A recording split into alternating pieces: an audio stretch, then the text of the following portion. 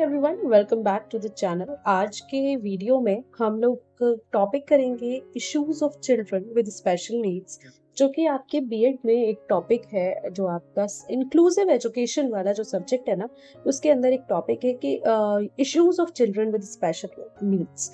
ठीक है, तो इस टॉपिक को आज हम एक्सप्लोर करते हैं पूरा और देखते हैं कि क्या है इसमें, क्या करना है हमें। वीडियो को स्टार्ट करने से पहले मैं आपको अपने बारे में थोड़ा सा इंट्रोड्यूस कर देती हूँ। मेरा नाम है काजल, मैं हूँ assistant professor as well as PhD research scholar.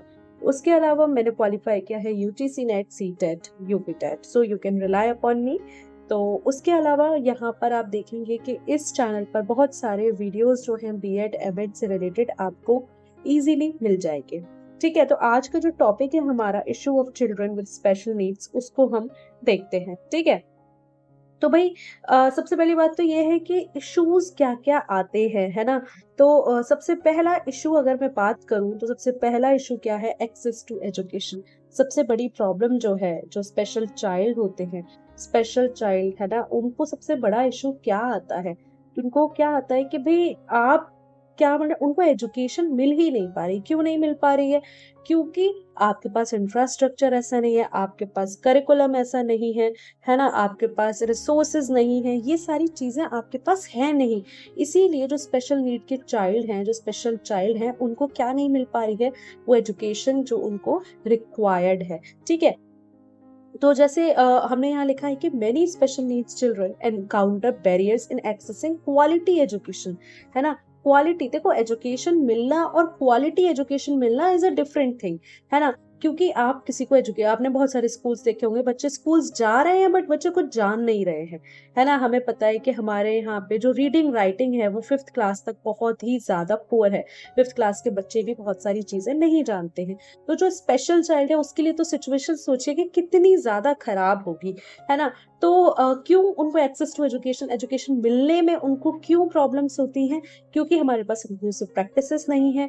हम ऐसी प्रैक्टिसेस फॉलो ही नहीं कर रहे जो कि एक इंक्लूसिव क्लास के लिए जरूरी है। ठीक है, दूसरी बात, इनसफिशिएंट रिसोर्सेज। आपको पता है कि हमारे पास फंड्स की, फाइनेंसेस की हमेशा कमी रहती है। तो हमारे पास इसीलिए क्या होता है, इनसफिशिएंट रिसोर्सेज। हमारे पास रिसोर्सेज ही कम है, तो हम बच्चे को क्वालिटी एजुकेशन देंगे कैसे? आपके पास माइंडसेट है लेकिन आपके पास रिसोर्सेज नहीं है, आपके पास फाइनेंसेस नहीं है। आप प्राइवेट इंस्टीट्यूशन में जाइए, वहां पे जाके वो लोग बोल देते हैं कि भाई, प्राइवेट नहीं, किसी भी स्कूल में, बहुत सारे कॉलेजेस स्कूल में आप देखेंगे वो कह देते हैं बुक्स के लिए हमारे पास फंड नहीं है ना। तो ये बहुत बड़ा एक लैक है, बहुत बड़ा लैक्यूना है जो हमारी एजुकेशन सिस्टम जो है वो क्या करती है, फेस करती है। ठीक है, उसके अलावा limited availability of specialized services. जो स्पेशलाइज्ड सर्विसेज है ना, उनकी लिमिटेड अवेलेबिलिटी जो है वो भी access to education, accessibility to education को बैरियर बनती है। ठीक है, नेक्स्ट नेक्स्ट क्या प्रॉब्लम है, क्या इश्यूज आते हैं जो स्पेशल नीड के चाइल्ड होते हैं? भाई, सोशल स्टिग्मा एंड डिस्क्रिमिनेशन। देखो, सोशल स्टिग्मा एक सबसे बड़ा फैक्टर है कि जो डाइवर्स नीड के बच्चे हैं उनके साथ दिक्कत होती है। Give me a second, I think something happened here. Okay okay okay,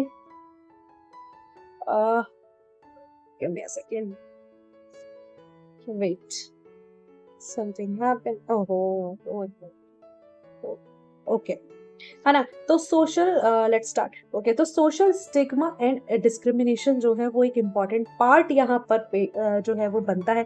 तो childrens with special needs often experience social stigma, discrimination, bullying which can lead to low self esteem, social isolation and psychological distress। ठीक है, कोई दिक्कत नहीं है। देखो, children जो होते हैं ना स्पेशल नीड के, उनको सोशल स्टिग्मा फॉलो करना पड़ता है, उनको फेस करना पड़ता है। क्यों? क्योंकि लोगों को लगता है अच्छा इसका पैर नहीं है, तो हम उसको किसी ऐसे नाम से बुलाने लग जाते हैं जिसकी वजह से उसका जो साइकोलॉजिकली माइंड है ना, जो उसकी साइकोलॉजी है वो बहुत चेंज हो जाती है। वो अपने आप को इंफीरियर समझना शुरू कर देता है। ठीक है, तो सोशल स्टिग्मा हो गया या फिर डिस्क्रिमिनेशन हो गए, है ना। तरह तरह के डिस्क्रिमिनेशन हम सोसाइटी के अंदर देखते हैं।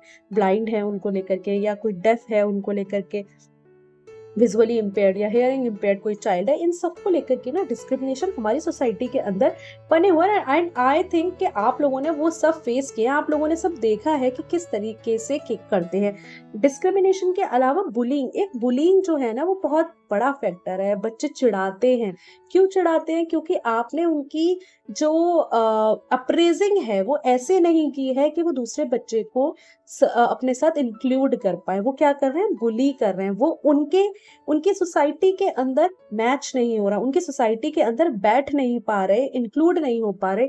इसी वजह से बच्चे जो हैं वो बुली करते हैं, और बुली की वजह से आप लोगों ने कई केसेस सुने होंगे कि कई बच्चे सुसाइड कर लेते हैं, कई बच्चे बिल्कुल डिप्रेशन में चले जाते हैं, और ये चीजें होती हैं, है ना।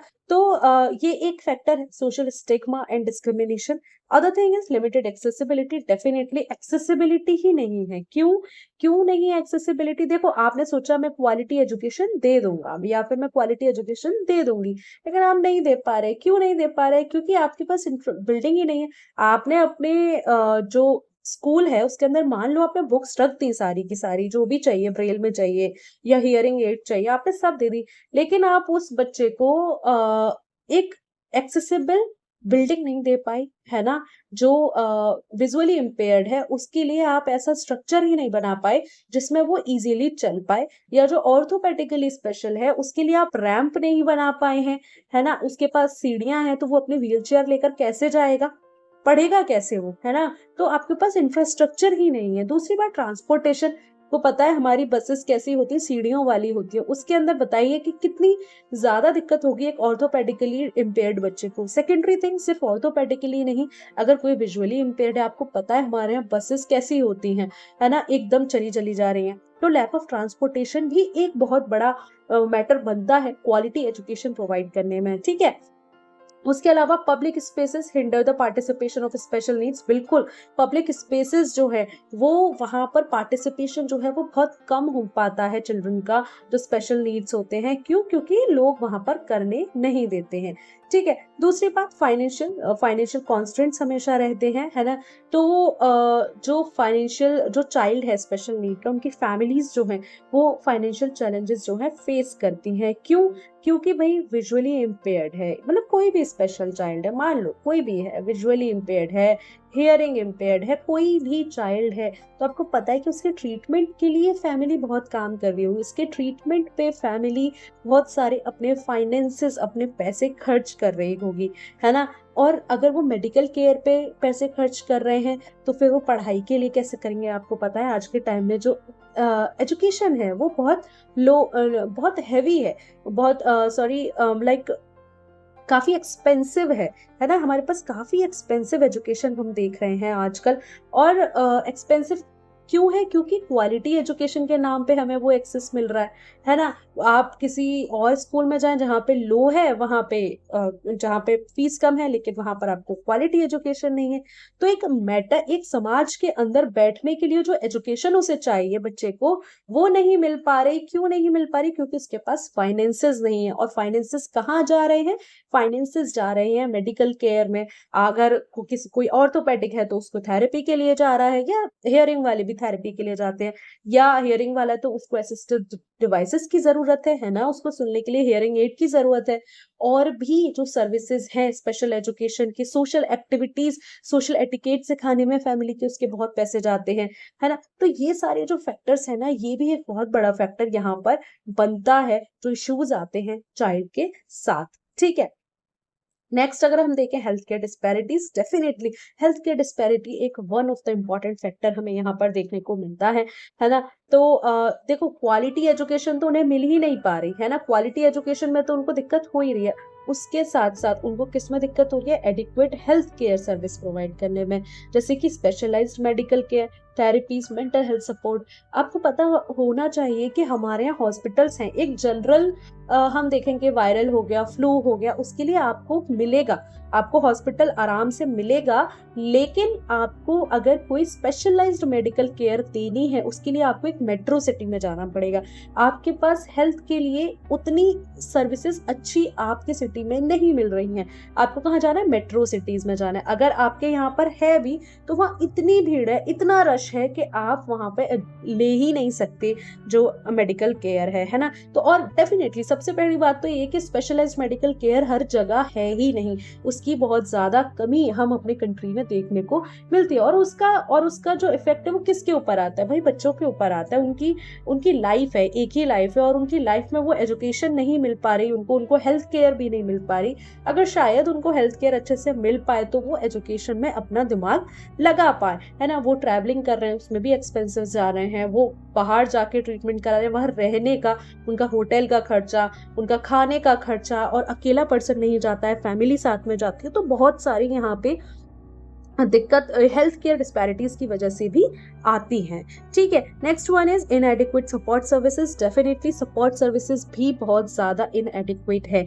कैसे है कि भाई जो आपके पास क्या स्पीच थेरेपी के आपको कम ही लोग मिलेंगे जो स्पेशलाइज्ड होंगे, ऑक्यूपेशनल थेरेपी के या बिहेवियरल इंटरवेंशन। भाई बिहेवियरल इंटरवेंशन के तो हमें सबसे कम जो है प्रोफेशनल्स देखने को मिलते हैं, जिसकी वजह से स्पेशल नीड के जो चाइल्ड हैं उनको प्रॉब्लम क्रिएट होती है, उनको इश्यूज होते हैं। क्यों? क्योंकि उनको पता ही, जब उन्हें सपोर्ट चाहिए उस वक्त पे उन बच्चों को सपोर्ट मिल नहीं पा रहा है, और जिसकी वजह से क्या होता है, वो हमेशा हमेशा के लिए उन्हीं प्रॉब्लम से फेस करते रहते हैं, उन्हीं प्रॉब्लम्स को डील करते रहते हैं। तो इनएडिक्वेट सपोर्ट सर्विसेज भी एक बहुत बड़ा इंपॉर्टेंट फैक्टर यहाँ पर हमें देखने को मिलता है। जो चाइल्ड होते हैं स्पेशल नीड के, उनके इश्यूज को लेकर के ये बहुत बड़ा एक फैक्टर है।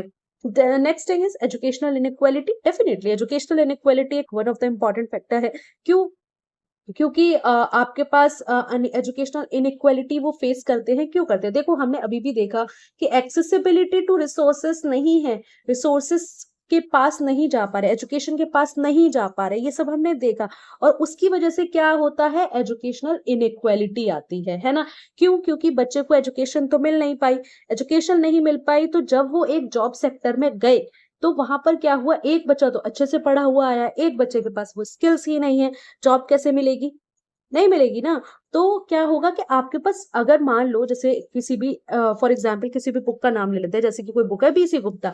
बीसी गुप्ता एक बच्चे ने पढ़ ली, ठीक है, बीसी गुप्ता एक बच्चे ने पढ़ ली, और दूसरा जो बच्चा है, जो दूसरा बच्चा है वो ब्रेल में, वो विजुअली इम्पेयर्ड है, उसको ब्रेल में वो बुक मिली नहीं, है ना। वो ब्रेल में उसको मिली नहीं, तो वो क्या हुआ, इन दोनों ने ये बुक नहीं पढ़ी, और ये ही एक मेन बुक थी। तो क्या हुआ कि उसको उसको वो एजुकेशन नहीं मिल पाई जो उसको मिलनी चाहिए थी। नो डाउट अदर बुक होंगी, लेकिन हो सकता है कि पेपर इसी बुक में से आना हो, या ये बुक वहां की स्टैंडर्ड गाइड हो, स्टैंडर्ड बुक हो, ऐसा होता है, आपको भी पता है ना। तो क्या है कि जो मेन बुक है, मान लो कोई लक्ष्मीकांत है, तो लक्ष्मीकांत है ही नहीं अगर ब्रेल में, तो बच्चा कैसे पढ़ेगा? आपको उसको तो मिल ही नहीं पाई। वो पढ़ लेगा अगर वो गिफ्टेड चाइल्ड होगा, अगर वो बहुत ज्यादा टैलेंटेड है, वो डिफरेंट डिफरेंट बुक से एक एक चीज निकाले, तब जाके वो कहीं चीजें कर पाएगा, लेकिन तब भी उतनी उतनी अच्छे से नहीं कर पाएगा जितना उसे करना चाहिए। ठीक है, तो डिस्पैरिटीज जो है एजुकेशनल अपॉर्चुनिटीज में ये एग्जिस्ट करती हैं। क्यों करती हैं? क्योंकि हमारे पास unequal access to learning resources है, ट्रेन टीचर्स की कमी है। भाई स्पेशल टीचर हमारे पास है कहाँ? स्पेशल टीचर है ही नहीं हमारे पास, ठीक है। इंक्लूसिव लर्निंग एनवायरमेंट्स नहीं है हमारे पास। हम लोग जो बच्चे हैं, स्पेशल चाइल्ड हैं, उनको इंक्लूड ही नहीं करना चाहते अपनी क्लास में। उनको क्या समझा जाता है, वो एक बैरियर है अपनी एजुकेशन के अंदर। तो क्या है कि जो स्पेशल चाइल्ड है ना, उनको एजुकेशनल इनइक्वालिटी फेस करनी पड़ती है, और इसी वजह से उनको आगे भी दिक्कत होती है, चाहे वो जॉब सेक्टर हो, चाहे कोई और सेक्टर हो।